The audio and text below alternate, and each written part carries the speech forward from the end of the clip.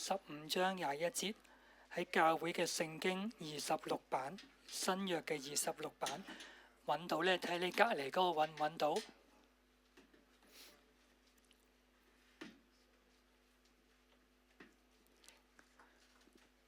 馬太福音15章21節。咁今日母親節啦，都可以，我有權利可以講下我嘅母親啦。我媽媽咧都係一個好傳統嘅女性嚟嘅，佢係出嫁從夫啦。我爸咧以前開茶餐廳嘅，港澳最中意就係茶餐廳噶啦。咁佢你以為佢做老闆娘啦，其實佢係由朝做到晚嘅，朝早喺鋪頭幫手，夜晚就返屋企做家務。佢係用手洗衫嘅，屋企冇洗衣機嘅。你估唔到佢咁樣呢？即係一做就做咗幾十年啦。最多係我記得最寶貴嘅回憶呢，就係細個佢成日做嘢啊嘛。咁下晝鋪頭人少啲呢，咁佢就帶埋我翻5樓，即係我哋屋企嗰度瞓晏覺。我就枕住佢咁樣瞓晏覺。呢個呢，就係我同媽媽最寶貴嘅回憶。咁呢，我媽媽就退休啦。咁跟住冇幾耐，我爸爸就病咗啦。跟住我爸爸病呢，佢嘅壓力好大啊，所以我媽都病發啦。佢係柏金遜症。咁依家呢，就係安老院。我睇到姊妹嘅 Facebook 喎，即係社交媒體就話，即係嗰個姊妹話佢阿媽唔喺度好耐啦。咁即係點樣可以重新同佢連結到呢？原來就透過佢有2個仔，佢成為佢哋嘅媽媽，就明白翻佢媽媽嗰份愛啊！其實呢個呢，都係我同我爸嘅連結嚟嘅喎。我帶住我個仔呢，我就更加即係雖然我爸唔喺度，但我成為爸爸之後呢，我就更加明白我阿爸嘅心係點樣諗，好似呢，用呢種方式同佢連結翻。不過今日母親節，講翻母親，我哋睇聖經裏邊講一個母親嘅故事，15章嘅21節，呢度講到耶穌離開嗰度，退到推羅西頓境內，有一個迦南婦人，即係唔係以色列族嘅婦人喺嗰個地方出嚟，喊着說呢係一個不完成嘅時態，所以可以翻譯做不斷嘅喊叫。重複嘅喊叫，呢個女人喊咩？佢就話：主啊，大衛之子，可憐我個女被鬼纏得很苦啊！原來呢個阿媽佢嚟揾耶穌係因為佢個女呢被鬼附啊，可能好多年啦，纏得好苦，用各樣嘅方法都幫唔到佢得到釋放。而佢聽到大衛係嗰個，聽到耶穌係大衛之子，即係猶太人預言要嚟嗰個彌賽亞救主啊，所以佢就嚟揾耶穌幫手啦。可憐我啊！你聽唔聽到啊？即係呢個阿媽呢係代個女嚟求耶穌，可憐我個女呢被鬼纏得很苦。耶穌好有愛心噶嘛，咁佢有咩反應啊？耶穌卻一言不答。呢次耶穌好奇怪喎，通常即係所有個病人上門呢，耶穌都會醫好佢哋。但係今次咧，耶穌一言不答，一粒聲都唔出。門徒進前來求他說：呢個婦人喺我哋後頭喊叫，請打發他走吧。言下之意咧，佢哋其實繼續行噶啦，即係唔理嗰個女人。但係嗰個女人喺後邊跟住佢哋，係咁嗌：可憐我個女好痛苦啊！咁樣跟住直到佢個門徒咧都忍唔住，喂，即係老師啊！你打發佢走啦，好煩啊！男人係最怕煩嘅啦，即係或者你幫下佢點都打發佢走啦。佢再咁吊住我哋尾唔係辦法喎。咁跟住你又估唔到耶穌點講啦？24節，耶穌就回答：我奉差遣只到以色列家迷失嘅羊嗰度去。意思就係言下之意就係耶穌話：我淨係幫以色列嘅人嘅啫。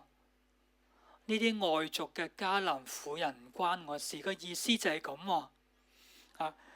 咁個女人聽到應該好失望啦。但係25節嗰個婦人嚟拜佢啊，即係攔住佢唔好再走啦。呢個婦人跪拜喺耶穌面前就話：主啊，幫下我啦！哇，即係女人就係咁噶啦，唔要面子嘅，係咪？為求達到目的，為咗佢個女得到解救，佢咩嘢都唔顧啦，一定要即係捉住耶穌，你幫下我啦。第26節，耶穌就回答啦：拿孩子嘅餅丟給小狗吃是不妥的。明明耶穌講緊咩啊？拿孩子即係自己嘅孩子嘅餅丟俾啲狗食啊，丟俾啲小狗食係唔合宜嘅，唔妥當嘅。咁亦即係咩啊？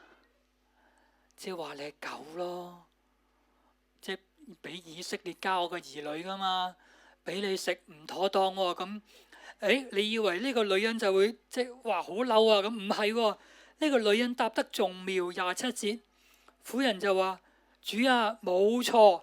呢個婦人好犀利啊，冇錯啊。佢話：可是小狗也吃它主人桌上掉下來的碎屑。勁唔勁啊？哇！真係即係你講得冇錯啊。如果係隻狗嘅話，但係狗都食主人即係佢嘅餐桌上面跌落嚟嗰啲餅碎啦咁樣。哇！呢個媽媽嗰個嘅忍耐，佢嘅信心真係好值得佩服。然後28節差唔多完啦，耶穌就回答佢，佢話：婦人，或者咧可以譯做婦人，即係一個強調嘅位格，即係婦人。耶穌好驚訝，你嘅信心好大啊！照你所要嘅成全你吧。馬太福音就記載最尾嗰句：從那時起，他的女兒就好了。耶穌咧其實好少稱讚人好大嘅信心，耶穌多數係責備嗰啲門徒咁小信。點解信心咁細啊？唔記得我行嘅神蹟啊？耶穌成個福音書淨係讚過2個人信心大嘅啫。一個咧前排講過係嗰個羅馬嘅軍官百夫長，另一個就係呢個迦南婦人。但係2個都唔係猶太人，2個咧都係外族人。但係唔同嘅地方咧，記唔記得嗰個羅馬軍官咧？佢百夫長，理論上佢管100個人嘅，佢好有信心，即係氣度不凡。佢知道咧，即係軍隊裏面係命令係好大嘅權柄嘅。佢話：主啊，你嚟我舍下，我唔敢當。你喺原地講一句説話，個家中嘅僕人就好返噶啦。呢個係嗰個百夫長，係咪啊？好豪氣嘅。但係呢個迦南嘅婦人就唔一樣啊！主啊，可憐我啦，幫下我啦！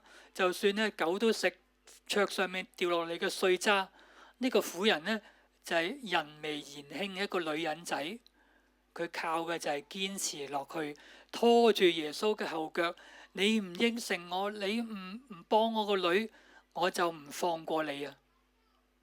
呢個媽媽死纏爛打嘅信心，終於咧令到佢個女得到解救。弟兄姊妹，呢個媽媽嘅信心係在乎佢唔放棄啊！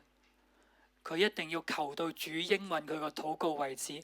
如果換着我哋呢，可能我哋一早放棄啦。我哋尤其讀得神學越嚟越多嗰啲咧，喺教會越嚟越多嗰啲係，呢個可能唔啱神嘅心意咧，咁唔好咁求啦咁樣。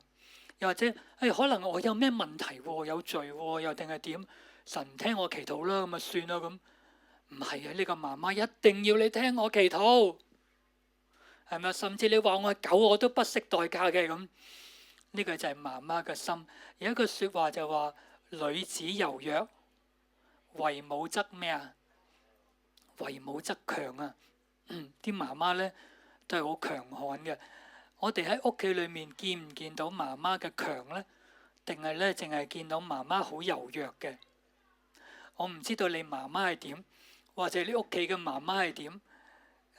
我媽係咁嘅，黑白天鵝嚟嘅，日又鵝，夜又鵝，囉囉嗦嗦咁樣，即係一樣嘢講10次啊咁樣，好多苦水嘅，因為佢好辛苦啊，真係好辛苦。我媽嗰啲傳統嘅女性。你唔可以怪佢，點解阿媽係咁嘅呢？有冇諗過？我問咗 AI 噶啦，咁所以下面嗰段我係參考咗 AI，佢已經幫我即係即係綜合咗好多網頁啊、YouTube 啊咁都好有道理嘅。嗱，譬如話我哋上一代嗰啲女性咧，物質條件好匱乏啊，真係好大壓力啊！你明唔明啊？即係胼手胝足，即係真係落手落腳捱大啲小朋友嘅。我哋上一代就係咁，尤其咧傳統嘅觀念係男主外女主內，即係男人負責咧就賺錢返屋企，跟住擺低啲家用就完成任務噶啦。我聽好多人講咧，即係懷念佢哋嘅爸爸，都係話即係爸爸返嚟咧就係唔講嘢嘅，匿喺露台食煙啊、睇報紙啊咁。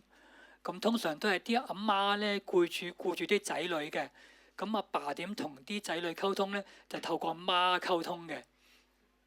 所以難怪你諗下，母親節同埋父親節係差天共地嘅。大家你明白點解阿媽係咁得人心嘅？啲阿爸係唔得人心嘅。我都想唔係嘅咁樣，不過阿希就唔係啦。阿希今日咧，我聽講係準備埋啲卡啊禮物俾啲仔送俾媽媽嘅，但係我對你呢個舉動好不滿。你咁樣搞到我哋好難做。你明白我點解聽到呢個消息啦？唉，真係，所以有時即係返教會都要小心啲。教會嗰啲人都唔係普通人嘅咩？普通啲阿爸唔係咁嘅喎，所以即係啲阿爸係冇咁得人心嘅，阿媽得人心。阿媽咧主要係照顧頭家嘅。對於男人嚟講咧，啲仔女啲家其實係佢其中一部分嚟嘅啫，多數啦咁。對阿媽嚟講咧，頭家係佢嘅全部，係佢嘅命根，係佢嘅所有嘅嘢。所以咧，我唔知道你耳聞目睹，你有冇睇過啲小朋友咧身心有障礙嘅？好多時候係個阿爸走咗去，個媽一直湊住佢。有冇睇過呢啲故事啊？係真嘅，即係我冇數據啦，但係都唔需要數據。我見到好多家庭都係咁，小朋友問題個爸面對唔到啊，走咗去，但係個媽不離不棄咁樣將個小朋友拉扯大。咁去到現代嘅媽媽啦，你以為好啲啦，即係觀念即係進步咗啦。但係其實你唔好以為即係觀念進步咗好事。現代嘅媽媽條件好咗啦，學識高咗啦，物質又豐富咗。不過佢哋往往都係雙職嘅媽媽，即係打2份工。出邊返工咧要有專業嘅表現，要咧即係安排得頭頭是道。返到屋企咧要無微不至啊，照顧即係個阿媽屋企人嘅生活啊，照顧長者啊，照顧老公啊啲仔女，無微不至。再加埋咧，現代媽媽嘅挑戰咧就係睇到社交媒體啊，知唔知啊？以前咧傳統嘅阿媽最多睇下粵語長片嘅啫，睇下嗰啲咩白燕啊嗰啲，佢哋都好慘噶嘛，係咪啊？但係依家嘅媽媽睇社交媒體睇另一樣嘢嘅。當你一頭煙嘅時候，睇到你同屆嗰啲同學，即係冇生仔嗰啲咧，哇過住啲悠哉游哉嘅生活，油下指甲啊，去下旅行啊 ，set 下髮型啊，你就開始懷疑你嘅人生啦。點解我從此被困嘅咧？而且仲唔能夠逆轉過，你明唔明啊？即係你唔可以塞翻入去，冇發生過。開始懷疑自己嘅人生啊，係咪啊？又或者你察到嗰啲，即係冇錯，佢哋都有小朋友，哇！但係佢哋相夫教子做得好好嘅，而且又可以又學嘢又做嘢又做專業人士，咁你又懷疑點解佢做到我做唔到嘅咧？係咪我有咩事做得唔夠好咧？你就知道咧，社交媒體有個作用嘅，梗係將好嘅嘢先擺上去啦，唔好嘅嘢點會擺上去啊？係咪啊？再加埋有啲咧，即係專家，好多專家嘅教你咧點樣育兒啊，正向嘅教育，同佢哋講正面嘅説話，唔好體罰，跟住要理解佢哋嘅感受，咁樣有冇睇過呢啲啊？令到媽媽更加覺得自己唔係一個完美嘅母親。專家係咁講，但係我都唔係咁做。所以好多嘅壓力擺喺媽媽嘅身上面，我哋就明白點解媽媽咧囉囉嗦嗦啊，滿肚苦水啊，好大壓力，好緊張。所以同你隔離嘅媽媽講，辛苦你啦，辛苦你啦，係咪啊？我都辛苦，我老婆辛苦啲啊。所以咧，所以弟兄姊妹，我哋要唔要批評媽媽啊？你個仔有呢個問題，梗係你點點點啦，咁唔好咁做咯，唔好啦，真係唔好啦，係咪啊？佢有佢嘅難處，你聽下佢講啦，聽下佢吐下苦水啦，為佢祈禱啦，支援佢，成為媽媽嘅支援。所以我哋明白，原來媽媽咁大壓力，所以好容易咧就點樣去減壓啊？點樣表達佢哋內心嗰種嘅憂慮啊？原來佢哋日餓夜餓，佢哋滿肚苦水嘅背後，係佢哋對個頭家、對先生、對仔女嗰份嘅憂心忡忡啊，關心則亂啊！就通常咧就係啲先生啊，男人咧就泰山崩於前而不變嘅，係咪唔合格就唔合格咯，冇事我都係咁嘅咁。係啊，即係我平時唔講嗰句，趁講道都講埋啊！我做傳道人呢，做咗咁多年，覺得都好化嘅。人生有幾何呢？何苦讀書讀得咁辛苦？唔需要咁大壓力嘅，咁樣係咪啊？你好高學歷又點啫？咁樣其實我唔係咁諗噶，即係呢個係其中一面啫，即係唔好太大壓力。不過都係要再追翻嘅，咁都要兜翻好啲咁樣。咁對於媽媽嚟講，我哋可以有冤無路訴，我哋可以同邊個講呢？邊個真係會耐心聽你傾訴？邊個真係明白你嘅心情？邊個真係幫到你呢？唯有我哋嘅主耶穌。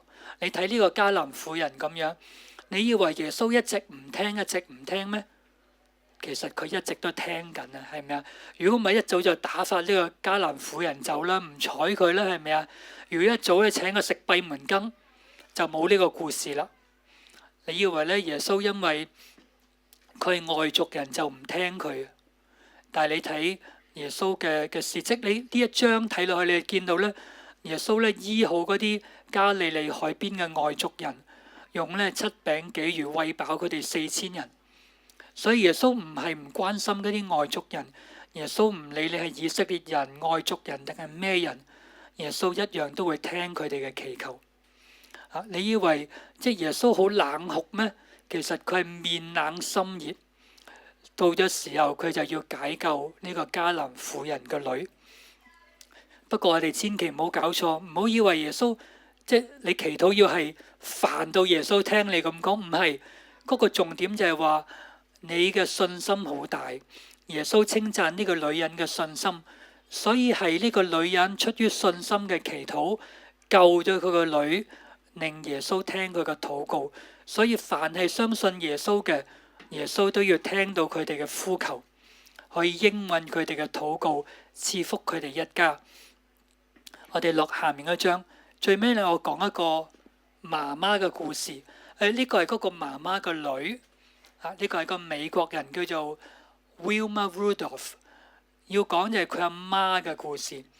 佢阿媽係一個女人，唔係佢阿媽。我俾呢幾個年青人擾亂我，真係我講佢哋又講咁樣。唔好意思啊，係我錯。阿媽就係個女人嚟嘅。佢阿媽特別嘅地方呢，係一個女傭啊，即係打工嘅，冇乜學識嘅，唔係啲專業人士。最慘呢，佢生咗 Wilma 嘅時候，即係呢個女嘅時候呢，4歲佢患咗小兒麻痹，左腳就扭曲咗，然後醫生就診斷話：你放心啦，佢呢一生人都唔可以再正常咁行路。即係死心啊！佢唔可以再正常咁行路噶啦。但係呢個做女傭嘅媽，佢唔死心，佢唔放棄，佢咁多年嚟，每日一邊為個女按摩，一邊為個女祈禱。佢係一個基督教嘅家庭嚟嘅。直到9歲，佢個女阿 Wilma 咧已經上面嗰幅圖已經可以撐住個支架，着住個鐵鞋可以行路啦。你話啊，可以行下啦咁。呢個阿媽仲未放棄。過咗3年之後，阿 Wilma 就可以赤腳同佢阿哥打籃球，就一路係咁樣，直到幾時佢先至即係放低呢個女呢？就係 Wilma 就係美國嘅史上面第一個同一屆嘅奧運會攞到3面金牌嘅女田徑選手。喺佢嗰個年代，佢被譽為世界上面跑得最快嘅女人。呢個係 Wilma Rudolph。佢嘅名言就係話：我嘅醫生話我以後行唔到，但係我媽話我可以，我就相信邊個啊？我就相信我媽。同你隔籬講，你要信你阿媽，信阿媽講嘢係有發達嘅，知唔知啊？而呢個 Wilma 咧係好好嘅基督徒嚟㗎，佢唔係淨係攞咗金牌就得到個光環，佢之後咧投身去幫助嗰啲有需要嘅人，又曾經咧幫過葛培理巡迴去報道，係一個好好嘅基督徒。佢嘅名言咧係馬太福音19章26節：在人不能，在神凡事都能，在神凡事都能。所以讓我哋帶住禱告向神祈禱，因為上帝聽禱告。我哋一齊嚟祈禱，讓我哋都嚟到神嘅面前禱告，將我哋嘅心事交託俾佢，將我哋覺得冇可能嘅嘢交託俾佢，為我哋所愛嘅、所着緊嘅人祈禱。我鼓勵我哋在座嘅媽媽嚟到神嘅面前祈禱，亦都鼓勵每一個弟兄姊妹嚟到神面前禱告。我哋一齊祈禱。主耶穌明白你嘅緊張，主耶穌明白你嘅焦慮。你覺得你屋企嘅擔子落喺你嘅身上面，屋企嘅問題要你淨係靠住你去面對。係啊，媽媽要識得減壓，識得揾人傾訴，識得揾人幫手。但係今天早上，我邀請你，我鼓勵你，你同樣可以向主耶穌嘅神祈禱，因為佢聽我哋嘅禱告，讓我哋憑住信心向佢發出呼求。佢唔會因為你係邊個或者你唔係邊個，佢就唔聽你。佢聽每一個向佢禱告嘅人。讓我哋一齊嚟祈禱。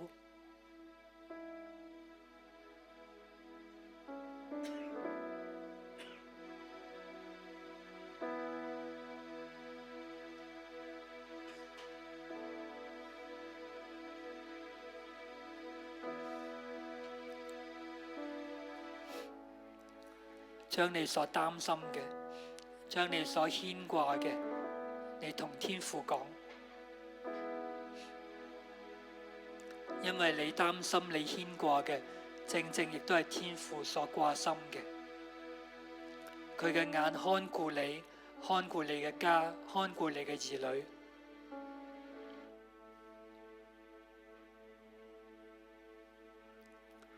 天父為咗我哋在座嘅媽媽祈禱，唯有你完全明白佢哋嘅心聲，唯有你24小時無間斷聽佢哋嘅傾訴。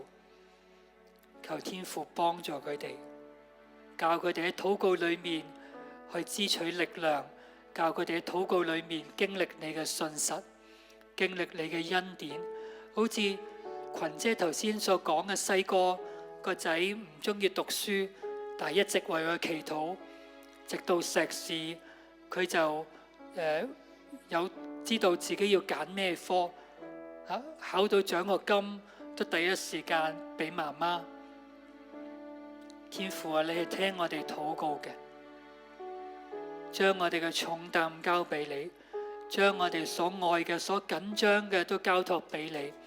在人係不能，在神凡事都能。